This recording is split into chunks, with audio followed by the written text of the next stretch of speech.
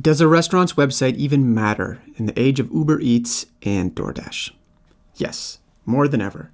Uber Eats owns the relationship between restaurant and customer. Uber Eats gets the customer's contact information, Uber Eats decides where you show up in the app, and Uber Eats gets to set the marketplace fee. Uber Eats might be a short-term win, but in the long term, the best sustainable strategy is to own the relationship with your customers. And on the internet, a website is still the best way to do that. In this video, I'll show you how to make a great restaurant website. I'll show you lots of examples, some good and some bad. And along the way, I'll also show you how I made a website for Pizzeria Libretto, my favorite pizza restaurant in Toronto. I made their website using Squarespace. Honestly, the design took me about a half hour.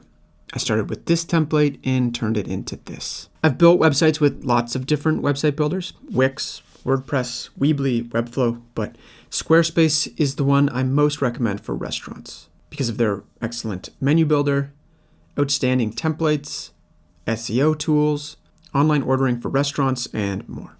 If you'd like to try Squarespace, there's a link to them in the video description below. If you click that link, I'll earn an affiliate commission. If you come away with one thing from this video, let it be this. Websites are functional. Websites help customers accomplish something. So always make sure that your call to actions are clear and obvious. So you could boil a website down to the bare essentials if you wanted to. Just like this website. It's 3 call to actions. Phone number, order for pickup, and order for delivery. That totally works. On Pizzeria Libretto's website, I made reservations really obvious with a big button. But I also tried to make navigation clear by using plain spoken language. It's equally clear on mobile. I also put big buttons for delivery and reservations on the homepage.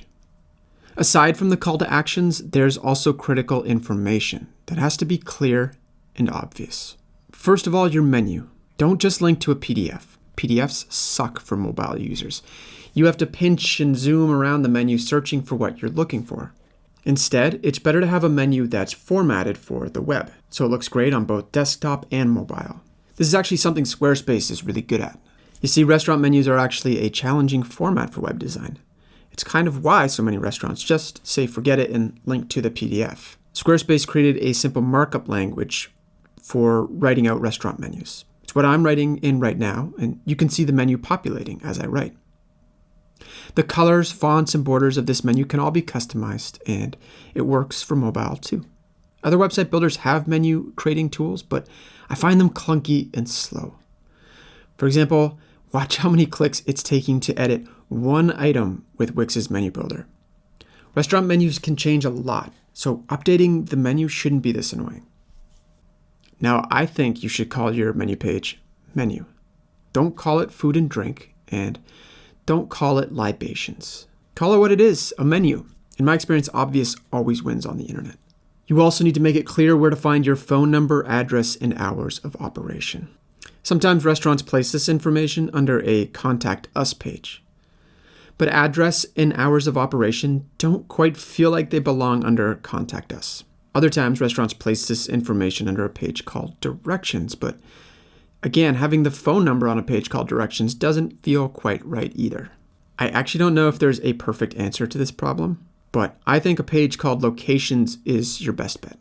The Locations page can have the phone number, address, and hours of operations for each location. When in doubt, it doesn't hurt to throw your phone number and address in the footer. I'd also like to nominate a few nice-to-haves for the Locations page. Your email address, where to park, and a picture of the storefront. Side note, if you're wondering about this map, I made it with a tool called Atlas, which I actually co-created with my friend Carl. It's supposed to be an easy way to create custom maps. There's a link to Atlas in the video description if you'd like to make something similar. Now you'll also need up-to-date information on COVID-19 because it's 2020. I used Squarespace's announcement bar for this, and I link it to a COVID-19 page. When talking about COVID-19, I don't think you should get lost in vague corporate language. Don't just tell your customers that you take their safety seriously. This is a chance to show them. Give clear, concrete explanations of your protocols. Momofuku is an example of a restaurant that does this really well. They make it clear what guests can expect, and also what Momofuku expects of their own guests. Ambiguity is the enemy here. Let's talk about the most common way restaurant websites fail. Branding.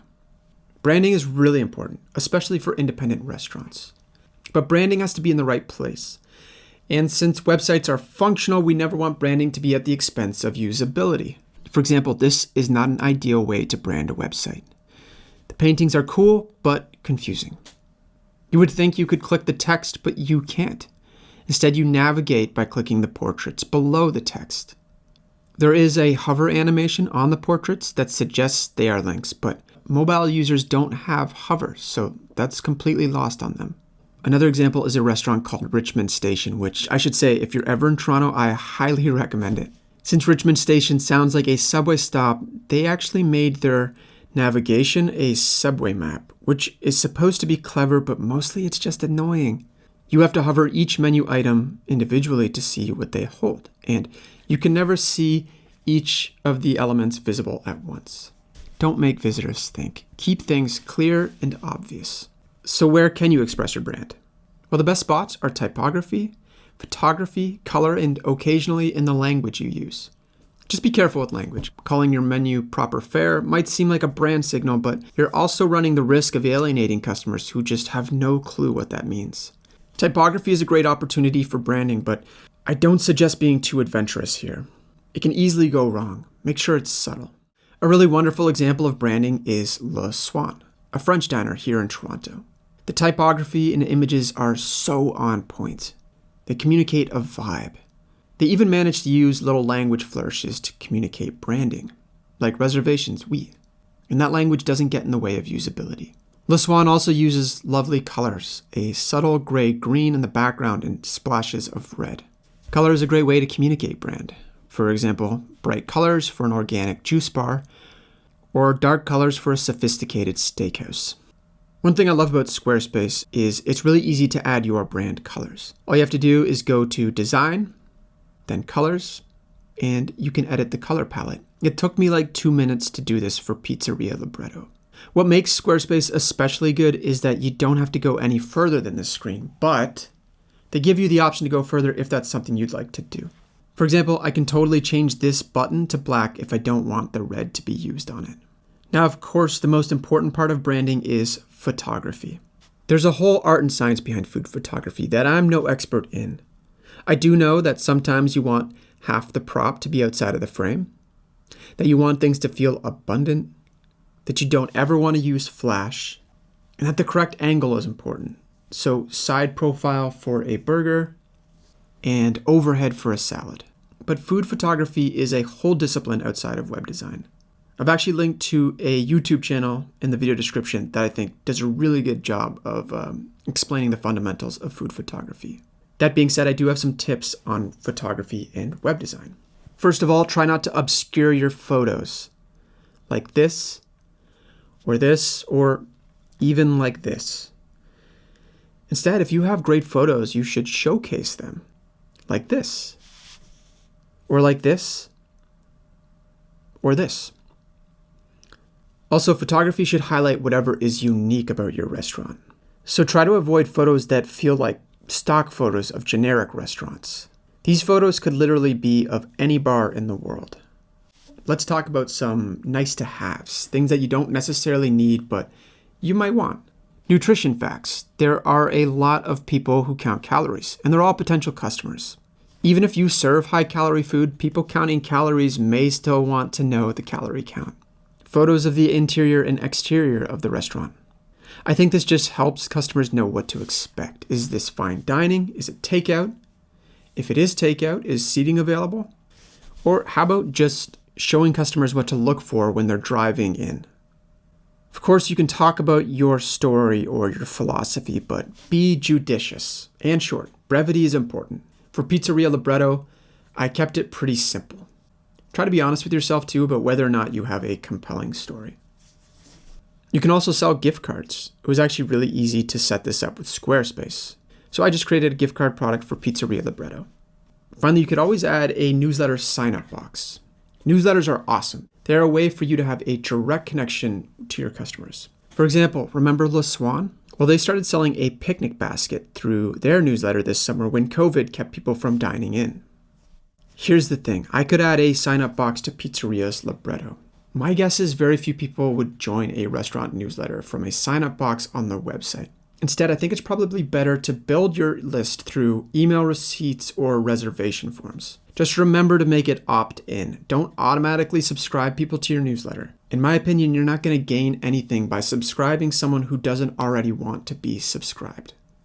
The last but very important thing to do is set up Google My Business. This will let you manage how your restaurant displays in Google Maps and Google Search. Squarespace has a location management tool that makes this easy. It only takes a few minutes to set up, but having control of this is really important. Okay, so if you'd like to try Squarespace, there's a link to them in the video description below. If you click that link, I'll earn an affiliate commission. This is a crazy time for small independent restaurants, and I sincerely hope that this video was helpful. I appreciate you watching, and best of luck with your restaurant website.